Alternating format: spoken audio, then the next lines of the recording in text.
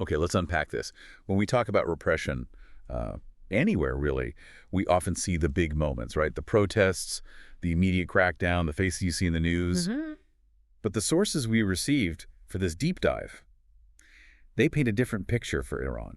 It's not just random, isolated incidents. Yeah, not at all. It seems like a very deliberate, deeply integrated system, almost like an architecture of control built carefully layer on layer. That's exactly the right way to put it. An architecture designed to criminalize dissent, yes, but also things like gender expression, even just curiosity. So our mission here for this deep dive is really to get past the headlines, past the sort of generalized outrage. Precisely. We want to understand the internal plumbing, you could say. How does this system actually work? Right. The material we have, it gives us this almost forensic analysis. How the regime maintains control from the very top, the central authority, all the way down, right down to the local neighborhood. We're going to look at the laws, the specific legal tools they use. Yes, and the timelines. When did major crackdowns happen? How did they unfold? And crucially, what's the ideological story they tell themselves and the world to justify it all? And just to set the stage, the scale of this, well, it's pretty stark even from objective assessments. Freedom House, their 2025 report, scores Iran just 11 out of 100. 11, yeah. Designated not free. Yeah. I mean, that number alone, it's just a staggering indictment, isn't it? It points to a state that has institutionalized suppression. It really is, and the analysis shows how they achieve that level of control. It's this vertically integrated, complex security forces and the judiciary working hand in glove. Okay. We can kind of break it down, maybe think of it as having three main pillars all interlocked. Right. What are they? There's the massive military security state, and that's absolutely dominated by the IRGC, the Revolutionary Guards. Okay, pillar one. Second, you have this increasingly sophisticated digital control system designed to watch, to surveil, and crucially, to isolate the population when needed. The digital eyes and the off switch. Exactly. And third, there's the judicial pipeline. We could almost call it a judicial death pipeline, honestly. It provides the, let's say, legal cover for punishment, often swift, and ensures complete impunity for the enforcers. So military, digital, judicial, that's the framework. Not just abuses, but a machine. A functioning authoritarian machine, yes. Okay, so let's start at the foundation then. Part one. This architecture of control, focusing on the supreme leader's network. Right, you have to start at the top. The whole system really orbits around one figure, the supreme leader, Ayatollah Ali Khamenei. The absolute center of gravity. He is the nexus of power. It's critical, I think, for listeners to understand that Iran isn't structured like, say, a typical republic where a president might hold ultimate executive power. No, it's a theocracy fundamentally, but with this parallel security state built right in. That's it. And the supreme leader's authority, it's doctrinally absolute. It flows down through his appointments across the entire state structure. That guarantees loyalty, top to bottom. So he oversees the judiciary leadership. Directly appoints them. He oversees state broadcasting IRIB, which shapes the national narrative. Controls the story. Controls the story. And most critically for this discussion, he oversees the Islamic Revolutionary Guard Corps, the IRGC. Which analysts often call a state within a state. That phrase comes up a lot. It does, and for good reason. Their power goes way beyond a conventional military. So what does that mean practically? A state within a state? It's not just their military branches, Air Force, Navy, ground forces that matter internationally. It's their internal role, right? Absolutely. Their internal role is huge. But even externally, think about their economic power. They are massive players. Their engineering and construction arm, Qatam Al-Anbiya. Right, the big construction project. Huge. It controls vast chunks of Iran's economy. That gives the Corps immense financial independence, separate from the regular government budget. So they fund themselves, essentially. To a very large degree, yes. But crucially, back to the internal side, their official mandate is explicitly ideological. They are tasked constitutionally with suppressing domestic dissent and protecting the ideals of the 1979 revolution. And this isn't just an assumed mission. It's actually written down. It's codified in law. Yes, absolutely. The legal basis goes back to the IRGC's statute from 1982. You look at articles like 29, 33, 34. They explicitly codify loyalty and practical obedience to the principle of velayat-e faqih. Clerical rule, the supreme leader's authority. Exactly. That's the key. Their primary loyalty isn't to the elected civilian government or even necessarily to the Iranian people as a whole. It's to the supreme leader and the ideological purity of the Islamic Republic. They see themselves as constitutional guardians, protecting the revolution from perceived internal enemies. Praetorians, almost. That's a good analogy. So if the IRGC is the kind of institutional muscle, the ultimate guardrail, then its affiliate, the Basij, is more like the nervous system. It runs through every single part of society. The Basij. Sazmane Basi Misasasin. Organization for the Mobilization of the Oppressed. Even the name is revealing. It is, and it's an absolutely indispensable tool for the regime. It's this huge, decentralized, nationwide paramilitary force. Decentralized but centrally controlled. Yes, it answers directly to the IRGC command structure and ultimately, of course, to the supreme leader. But its strength is its distributed nature. It's embedded everywhere. Neighborhoods, schools, universities, factories, government offices, everywhere. What does that embedding look like on the ground? How deep does it go? Well, the official estimates themselves are pretty chilling. They suggest somewhere between 40,000 and 54,000 local bases. They call them PEGA. 50,000 bases. Across cities and villages. Virtually everywhere. Think about what that means. It's not just a building on a street corner. It means the state has institutionalized neighborhood-level intelligence gathering, loyalty testing, ideological oversight. It makes genuine anonymity, especially for anyone thinking of dissenting, almost impossible at the local level. So their function goes way beyond just showing up when there's a protest. It's about daily maintenance of ideological control. Precisely. Their day-to-day role is multifaceted. They do recruitment drives, they run cultural programs, they monitor social behavior, enforce ideological conformity. A big part of that is enforcing mandatory rules, like the women's dress code, the hijab. The street-level enforcement. Yes. And they provide social services, too, which helps foster loyalty, particularly in poorer areas. But yes, when dissent flares up, they are the absolute front line, the eyes and boots on the ground that initiate that cycle of repression we talked about. Okay, so below the IRGC and the Basij, then we have the more, let's say, conventional police force. The Law Enforcement Command, Faraja. Yes, Faraja. This is the branch that most ordinary Iranians might encounter more frequently in daily life, especially regarding social rules and general law enforcement. And within Faraja, you find the unit specifically tasked with enforcing social morality, the most notorious being. The Guidance Patrol, or Gashti Irshad, better known internationally perhaps as the Morality Police. Right, whose explicit job is enforcing compulsory hijab and these sort of chastity rules. That's their mandate. And we really need to stress the timeline here, especially in the wake of the 2022 protests following Mahsa Amini's death in their custody. Because there was a lot of international reporting, wasn't there, suggesting they'd been disbanded in late 2022. There was. And it seems to have been perhaps a temporary, maybe tactical retreat in the face of massive public anger. But those claims of disbandment, well, they were very quickly followed by renewed enforcement on the streets in 2023. Just maybe less visible initially. Sometimes less visible, yes. Using unmarked vans, sometimes more plainclothes officers, increased reliance on surveillance footage. And then, critically, this was all reinforced by the passage of that really draconian 2024 hijab and chastity law. We'll come back to that law in detail later, because it seems to mark a fundamental shift. It absolutely does. It shifts enforcement significantly towards digital surveillance and massive fines, away from solely relying on street arrests. Okay. Now, connecting that physical street presence to the digital realm, we have FETA, the Iranian cyber police. The FETA.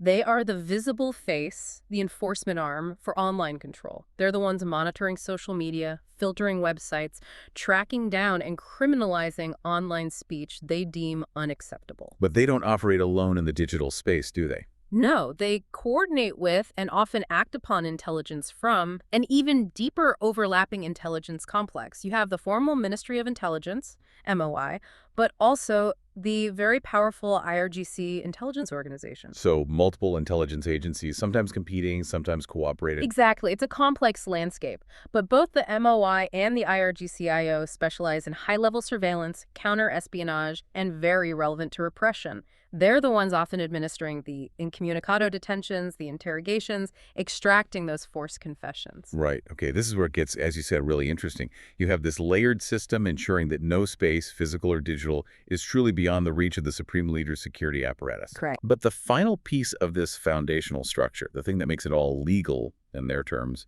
is the judiciary. It has to provide the shield, the justification. And it does. The judiciary in Iran is absolutely not an independent check on power. It's the third leg of this stool, fully integrated into the system under the supreme leader. And the key mechanism for crushing dissent within the judiciary are the revolutionary courts. The revolutionary courts, yes. They handle essentially all cases related to protests, activism, national security. They operate under these incredibly vague national security charges. We'll get into those charges like Moharbe. Yes. And they deliver verdicts that are swift, often secretive, and almost always grossly unfair by any international standard, frequently ending in very long prison sentences or, increasingly, the death penalty. So the lack of judicial independence means the system basically acts as a rubber stamp for the security forces. It gives that necessary legal veneer to what the IRGC, the Basij, the intelligence services are doing. Precisely. The head of the judiciary is appointed directly by the supreme leader. That eliminates any possibility of a real internal challenge to this system of control from within the legal structure itself. It provides the perfect legal scaffolding for Basij arrests, for IRGC intelligence ops. It completes that closed circuit of repression and, crucially, impunity. Okay, so we've mapped the actors, the IRGC, the Basij, FARG, the intelligence services, the revolutionary courts. Understanding who they are lets us understand what they do. Right. And the sources we looked at, they synthesize this incredibly systematic, almost mechanical, 6-step crackdown playbook. It's like a standard operating procedure that's been deployed again and again and again since at least 2009, whenever the state faces a significant internal challenge. Yes, this is the operational side. This is how the architecture of control translates into action on the ground. It's designed to crush resistance efficiently, decisively, and importantly, to instill maximum fear, maximum deterrence for the future. So the moment people step out onto the street to protest, this cycle kicks in. Almost immediately. Okay, walk us through the 6 steps. What happens first? Step 1 is preemptive militarization. Even before a protest might gain steam, you see the IRGC, the Basij, often plainclothes units too, flooding public squares, key intersections. Setting up a visible deterrent. Exactly. They set up checkpoints, they deploy mobile surveillance units, maybe drones overhead. It's aggressive posturing designed to intimidate people, make them think twice before even joining a gathering. Okay, but people do gather. And when they do, the response isn't gradual escalation, is it? Generally, no. That's step 2, systematic use of force. And the key word here is unlawful lethal force. They often bypass standard graduated crowd control methods. So not water cannons first or warnings? Sometimes those are present, but very quickly reports emerge of live ammunition being used, metal pellets birdshot fired at close range, often aimed at the head and torso, heavy use of tear gas, often fired directly at people, and brutal beatings by security forces, frequently operating without visible identification badges. Making accountability almost impossible. Deliberately so. Okay, step 3. This feels like a really critical strategic move that enables everything else that follows. The blackout. The blackout is the kill switch. Targeted or nationwide internet disruptions. This is imposed almost immediately when protests reach a certain scale. Why is it so critical for them? It serves multiple purposes simultaneously. It impedes coordination among protesters on the ground. They can't easily share information about locations, police movements. It prevents the documentation and sharing of abuses in real time, no live streams, fewer videos getting out. Cuts off the world's view. Exactly, and it cuts off communication for essential things like medical help for the injured. It basically creates an information vacuum, shielding the regime from domestic and international scrutiny during the most violent phase of the crackdown. So once the lights are effectively off, digitally speaking, the net widens. That's step 4, mass arrests. These aren't surgical arrests of leaders. These are sweeping operations. They round up known activists, yes, but also students, journalists, labor organizers, women's rights defenders, lawyers, and very often just ordinary bystanders swept up in the chaos. Why so broad? It seems to be twofold. Immediate deterrence to get people off the streets now, but also long-term decapitation, remove anyone who might form the core of future movements or resistance. And just practically overwhelming the detention system as part of the strategy, too. And what happens inside those detention facilities? This leads to step 5. Step 5 is torture and coercion.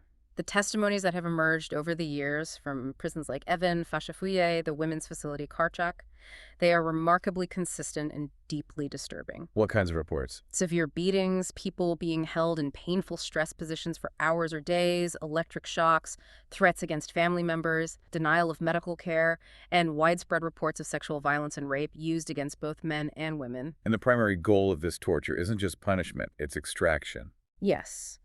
The primary objective is almost always the extraction of forced confessions. These are often filmed under duress. These coerced confessions then become the primary, sometimes the only, evidence used against the individual in the next stage. Which takes us directly to the final step, the one that seals the cycle of impunity. Step 6. Unfair trials and intimidation. The cases go before the revolutionary courts we discussed. Based largely or solely on those forced confessions, they impose lengthy sentences or, increasingly, swift executions. How swift are we talking? Sometimes the entire trial process takes only minutes. Defendants often have no access to a lawyer of their choice, no opportunity to present a real defense or challenge the confession. And it doesn't end with the verdict. No. The intimidation extends to the families of the victims. They are routinely harassed, threatened into silence. In some documented cases, families have even been forced to pay the government for the bullets used to kill their loved ones. It's a final, brutal assertion of state power designed to cement the fear. That 6-step sequence: preemption, force, blackout, mass arrests, torture, unfair trials. It's a chillingly effective mechanism. And it's been refined over time. Let's put some history on this. To really grasp the intensity, let's look back at the major waves of defiance and how this playbook was applied. Starting with maybe the first huge one in the internet age, the 2009 Green Movement. The Green Movement, yeah. Triggered by the disputed presidential election results, this was a massive challenge to the regime. Estimates suggest 3 to 5 million participants nationwide at its peak. Tehran saw enormous rallies, millions strong. So how did the regime respond then? Was the playbook already in place? Largely, yes. Step 4, mass arrests, was immediate and huge, over 7,000 arrests documented. And Step 2, use of force, was widespread. But perhaps the defining feature or revelation of 2009 was the exposure of horrific torture centers, particularly the Karzak Detention Center. Karzak became infamous. It did. Detainees there were subjected to systematic torture, horrific conditions, rape, and several died in custody. The public outcry was so strong that the center was eventually nominally closed. But was there real accountability? Very little. Some low-level figures faced consequences, but the senior officials overseeing the system were largely shielded. That really set the precedent for impunity that we see continuing today. Okay, fast forward a bit. The public mood seems to shift by the time we get to the 2017-2018 economic protests. Yes, the trigger here wasn't primarily political or electoral. It was economic rising prices, high unemployment. This brought out a different demographic, perhaps, spread across more than 80 cities, many outside Tehran. A more populist grievance? Exactly. The response. Again, Step 2, lethal force, and Step 4, mass arrests. At least 5,000 arrests, maybe more. Dozens died, often under suspicious circumstances in custody. And importantly, the slogans being chanted on the streets shifted.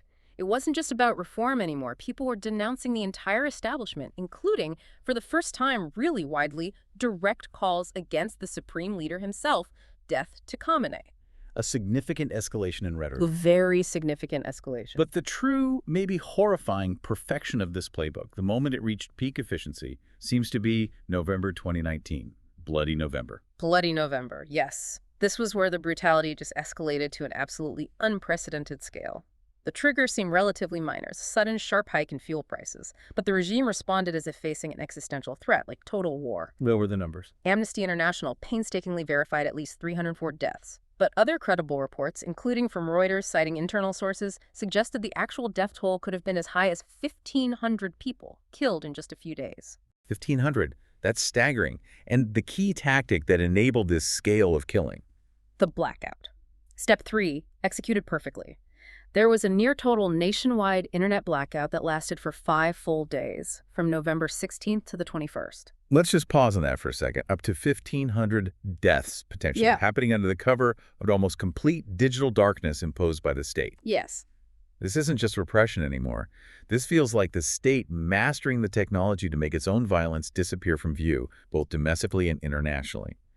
It directly links the blackout, Step 3, to unchecked, massive use of force, Step 2. Absolutely. The blackout was entirely strategic. It prevented people from coordinating protests, yes, but more importantly, it silenced the documentation.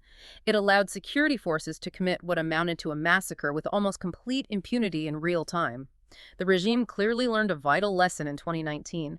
Controlling information flow is essential to surviving a massive popular uprising. And we saw this lethal response wasn't just reserved for political protests, even environmental issues could trigger it. That's right. The 2021 Khuzestan water crisis protests. triggered by severe drought and water mismanagement in the Southwest. These were largely protests about basic survival needs. The response: dozens killed, hundreds arrested. It showed how the same repressive playbook gets applied even when the initial trigger isn't explicitly political. Any challenge to state control is met with force. Which brings us to the largest, longest, and perhaps most internationally resonant movement, the 2022-2023 Woman Life Freedom Movement, sparked by the tragic death of Mahsa Jina Amini. Yes, Mahsa Amini's death in the custody of the morality police ignited something truly historic. In its scope, its duration, the centrality of women's rights alongside broader calls for freedom. How big was it compared to previous waves? Estimates suggest it matched or even exceeded the Green Movement in participation, maybe 3 to 5 million participants overall.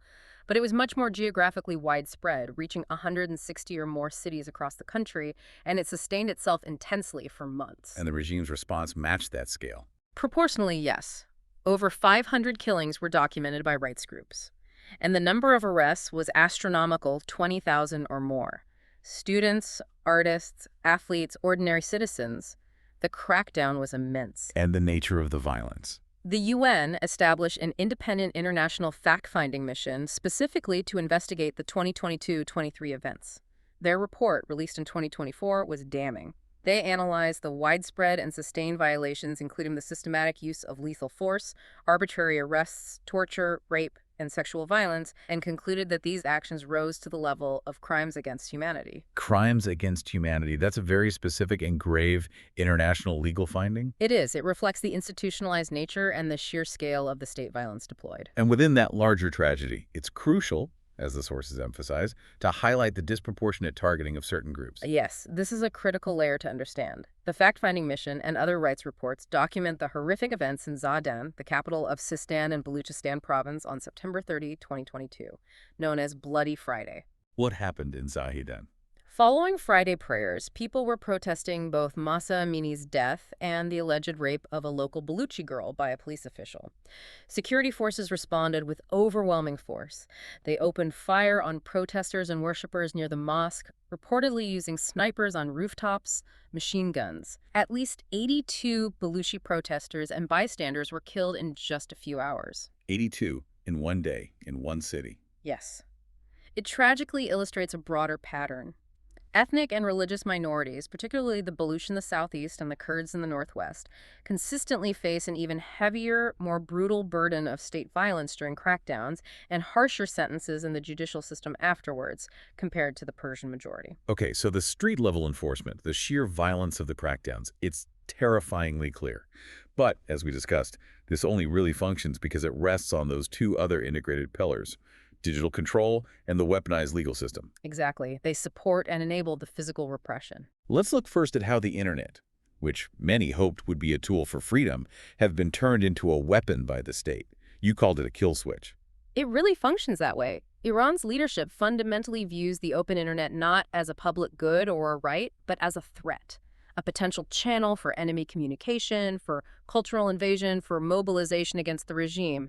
So they've built this very sophisticated structure to try and neutralize that threat.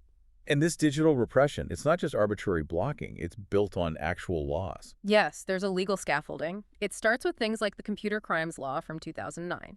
This law criminalizes really broad acts using encryption tools, using VPNs to bypass filtering, and incredibly vague offenses like the propagation of freedom-seeking ideas online. Freedom-seeking ideas.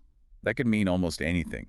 Precisely. It gives authorities huge latitude, and they're constantly trying to expand these powers. We heard about that proposed cyber bill back in 2025, which aimed to grant sweeping, almost limitless new powers to block content, throttle speeds, and criminalize the tools people use to maintain privacy and access information. So you have the laws. Yeah. Who actually implements this? Who's policing the digital space day to day? Well, you have the visible arm, FATA, the cyber police we mentioned. Right. But behind them, coordinating policy and often directing action, you have the IRGC Cyber Defense Command and, critically, the Supreme Council of Cyberspace, SEC. The SCC. What is that exactly, and why is it so central? The SEC is the key coordinating body. It was established by and reports directly to the Supreme Leader. Its whole purpose is to centralize and unify all national cyber policy censorship, filtering, surveillance strategy, infrastructure development like the NIM. So it ensures everyone is pulling in the same direction, towards more control. Exactly. It prevents different ministries or agencies from having conflicting approaches. It ensures that online control is a unified, top-down national security priority aligned with the Supreme Leader's vision. Let's talk about some specific surveillance tactics, because it's not just about blocking websites, is it? It gets very intrusive, especially around social conformity and gender. Oh, absolutely. Beyond tracking political activists and dissidents, they use these tools for highly invasive social control. A striking example was Operation Spider, which started around 2015. What was that? It specifically targeted Iranian women on social media, particularly Instagram models or influencers, who were posting pictures of themselves without the mandatory hijab. So they were hunting women online for dress code violations. Yes, identifying them, arresting them, forcing them into public confessions, often televised where they tearfully renounce their actions. And in some cases, they were reportedly coerced into collaborating with the IRGC to identify other women online who were defying the rules. Wow, turning victims into informants. Yes. That's insidious. Deeply. And now they're integrating more modern technology into this mission. What kind of tech? We're seeing reports and evidence of widespread deployment of drones for surveillance, sophisticated facial recognition systems being integrated with CCTV networks, specifically to identify women not wearing the hijab in public spaces. Facial recognition for hijab enforcement. Yes. And then there's the Naser app, rolled out around 2025. This system relies on citizens, or potentially officials, reporting the license plates of cars where a woman inside is seen unveiled. So it encourages citizen reporting. It seems to. Once a plate is reported via this system, it can trigger automated warnings sent to the car owner, escalating fines, potentially even orders for the vehicle to be impounded. It basically turns technology into a tool for automated, widespread social policing, often relying on public complicity. And the ultimate goal, the strategic endgame for digital control, seems to be this concept of network isolation, built around the National Information Network, or NIN. The NIN is the linchpin of their long-term strategy. The idea is to build a domestic, state-controlled intranet. All essential government services, banking, national websites would be hosted on it. It would function internally. A walled garden. Exactly. A walled garden that can be rapidly and completely severed from the global internet whenever the state decides. The massive blackouts in 2019 and again in 2022 proved that this capability isn't just theoretical, it's fully operational. They can pull the plug on the entire country's connection to the outside world, operate in informational darkness, while maintaining their own internal state communication channels via the NIN. That digital control, the surveillance, the ability to shut it all down, it feeds directly into that second pillar we identified, the legal scaffolding. The laws that don't just allow repression, but seem to institutionalize discrimination, particularly against women, making state control effectively mandatory policy. And the prime example of this, post-Mahsa Amini, is undoubtedly the Hijab and Chastity law passed in 2024. This law wasn't just tinkering, it represented a fundamental hardening and restructuring of enforcement. UN experts explicitly warned it risked establishing a system of gender apartheid. Gender apartheid, that's incredibly strong language from UN experts. What makes this law so much more draconian than previous hijab enforcement? Several things. First, it fully embraces and embeds digital surveillance as a primary means of enforcement. Facial recognition, the Naser app reporting system, these become central, reducing the need for potentially volatile direct confrontations on the street between women and the morality police. So less visible perhaps, but more pervasive. Potentially, yes. Second, the penalties are much harsher and broader. Massive financial fines that can cripple ordinary families, confiscation of vehicles, travel bans, dismissal from jobs or education. Third, and critically, it introduces severe penalties for third parties. What does that mean? It means, for example, if you're a business owner, a shopkeeper, a cafe owner, and you serve a woman who is unveiled, according to their definition, you can face huge fines, closure of your business. Yeah. If you're a driver for a ride-sharing app and you're documented carrying an unveiled woman, you face penalties. Wow, so it forces ordinary people to become enforcers. Precisely. It's a mechanism designed not just to punish the individual woman, but to turn the entire society, neighbors, drivers, business owners, employers, into unwilling proxies for the state's morality police. It makes non-compliance incredibly costly and socially risky for everyone involved, creating this pervasive chilling effect. And this legal pillar then rests on the third pillar, the judicial execution pipeline. This is where the vague charges and the power of the revolutionary courts turn repression into state-sanctioned killing, completing that tripod of control. This is where the ideology, codified into law, meets the ultimate punishment. The revolutionary courts, as we said, rely on these incredibly vague national security charges found in the Islamic Penal Code. The two most notorious used against protesters and dissidents are muharabeh and moftfelars. Muharabeh, meaning waging war against God, and moftfelars, meaning spreading corruption on earth. We need to be really clear why these terms are so dangerous in this context. Their danger lies entirely in their functional vagueness and how they are interpreted by the courts. Muharabeh, waging war against God, doesn't require someone to take up arms or commit terrorism in the conventional sense. It has been interpreted by these courts to cover acts like participating in protests, organizing dissent, even chanting certain slogans. So political opposition becomes theological treason. Effectively, yes. And moftfelars, spreading corruption on earth, is equally nebulous. It can be applied to a vast range of activities deemed harmful to the Islamic system or social order. It allows the judiciary to bypass even the minimal due process requirements that might exist for other crimes. The legal standard becomes fundamentally ideological. If the court decides your actions, whatever they were, damage the Islamic Republic or public morality, seeking the death penalty is seen as legally justifiable. And the data, the actual execution numbers, show the regime isn't just holding this power in reserve, they're actively using it, accelerating this pipeline, seemingly to instill fear. The surge in executions, particularly after the 2022 protests, has been horrific. Human rights groups meticulously documented over 900 executions in 2024. That was the highest annual rate since 2015. 900. And were these mostly for political charges? A significant number were especially those directly linked to protests.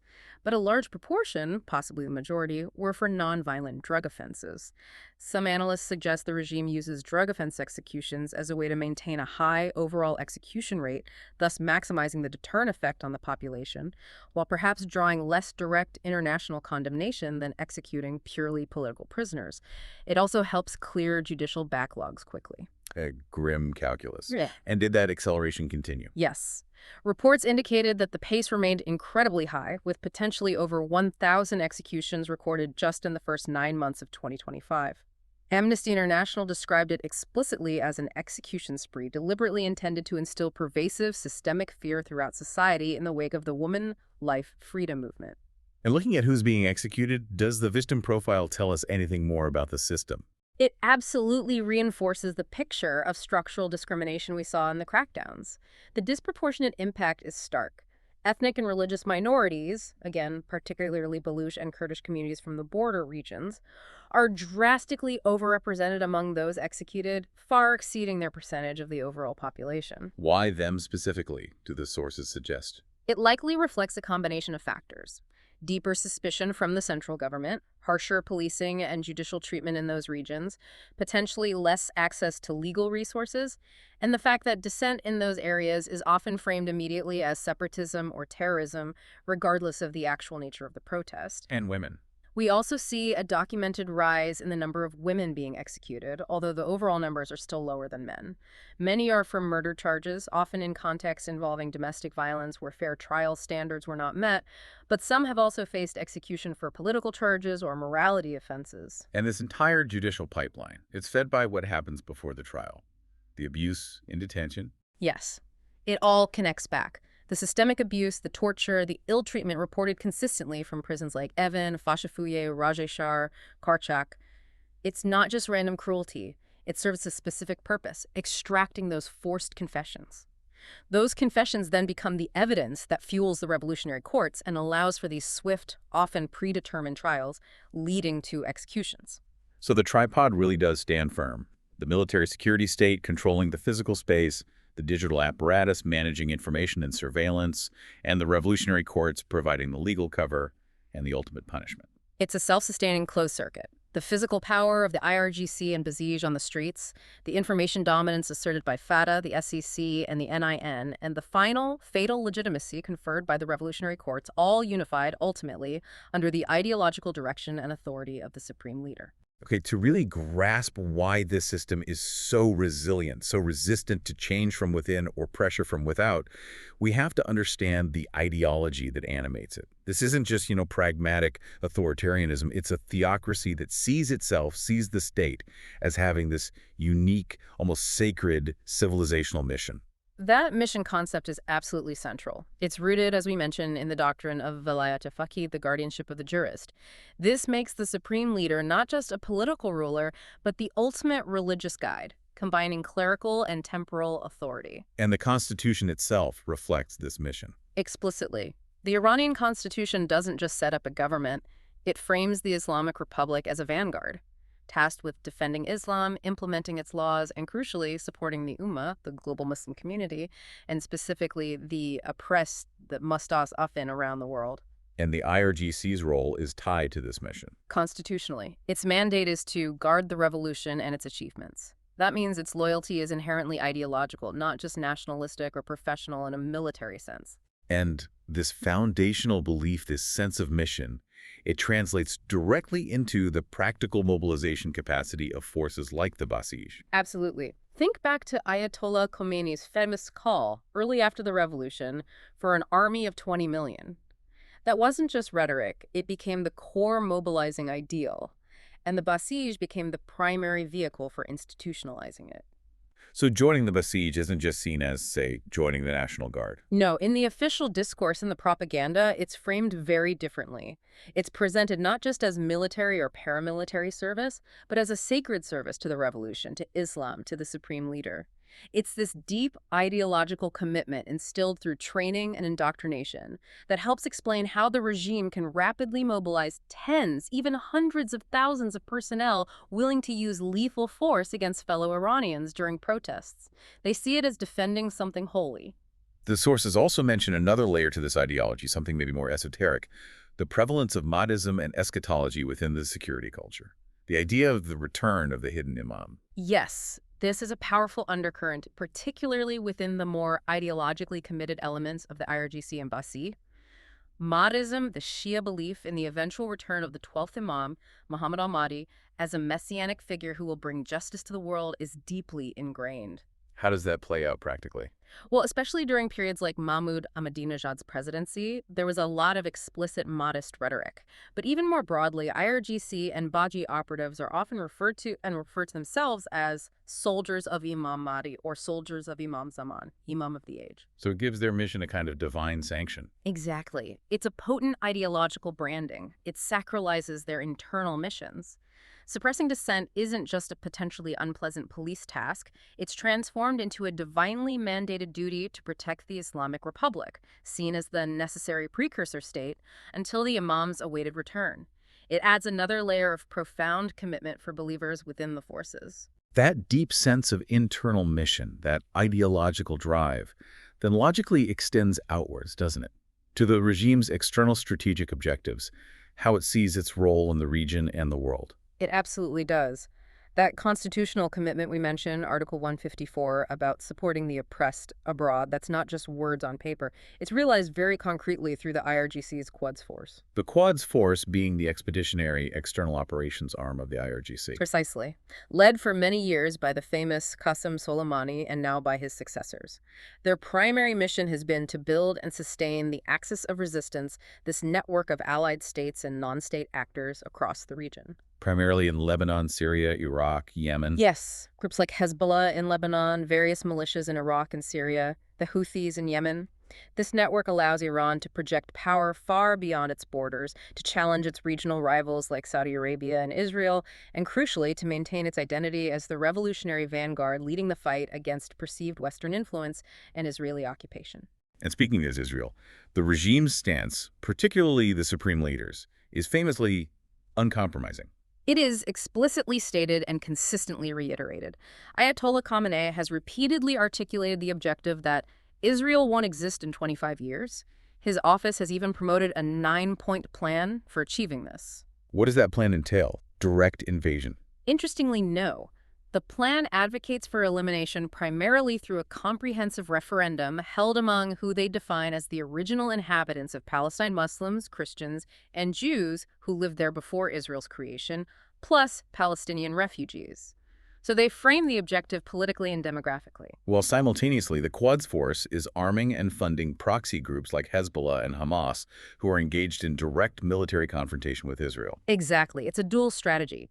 A long-term political framing aimed at delegitimization and demographic change, combined with short to medium-term military pressure via proxies, aimed at achieving a gradual geopolitical weakening or erasure of Israel. Okay, so given this deep ideological commitment, this complex security structure, this regional network, and considering the high tensions, the escalations we saw in 2024-25, including the reported killing of senior IRGC figures like Commander Hossein Salami and alleged Israeli strikes, it forces a really difficult question for analysts. Would external military intervention, sometimes framed as liberation, actually advance the cause of freedom inside Iran?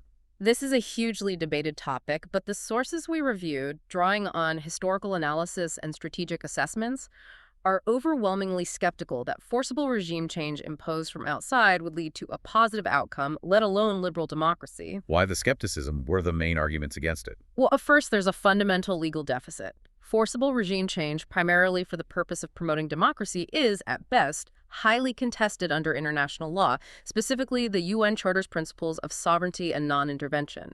Many would argue it's illegal. So any government installed that way would immediately face questions about its legitimacy. Profound questions, yes, both internationally and, crucially, domestically among Iranians themselves. It starts off on very shaky ground. And beyond the legal questions, we have actual historical examples to look at. We do, and they're not encouraging. The case studies of foreign-imposed regime change, or FIRC, particularly Iraq in 2003 and Libya in 2011, are cautionary tales. Instead of stable democracies emerging, We saw chaos, civil war, state collapse. exactly. Prolonged civil war, catastrophic state failure, the rise of extremist groups like ISIS in the vacuum, or sometimes the emergence of even harsher, more fragmented, decentralized security states run by warlords or competing militias. The external intervening powers almost invariably prove unable to manage the incredibly complex political, sectarian, ethnic, and governance challenges that explode once the old regime is violently removed. And what about the impact inside Iran? How would the population and the existing security structures likely react to an external attack? This is perhaps the most critical point for the internal dynamic. Analysts predict a powerful rally-around-the-flag effect, meaning an external attack, particularly one seen as targeting Iran's sovereignty or national integrity, would very likely inflame Iranian nationalism. It could actually unify disparate elements of the population, including those critical of the regime, behind the state in perceived self-defense. It would strengthen the hand of the hardliners, the IRGC, the Basij. And it would hurt the genuine internal opposition. Critically, yes. It would allow the regime to easily delegitimize the internal pro-democracy opposition by branding them as collaborators, as agents of the foreign enemy, as traitors. This is something Iranian human rights activists and liberty advocates inside the country have warned about repeatedly for years. War from abroad doesn't help them. It makes their struggle infinitely harder and more dangerous, pushing ordinary Iranians towards supporting the regime against the external threat. So if direct military intervention is deemed illegal, counterproductive, and potentially catastrophic, what is the alternative path? What do analysts suggest can be done externally to support the aspirations for freedom within Iran without triggering those negative consequences? The focus shifts entirely to non-military levers.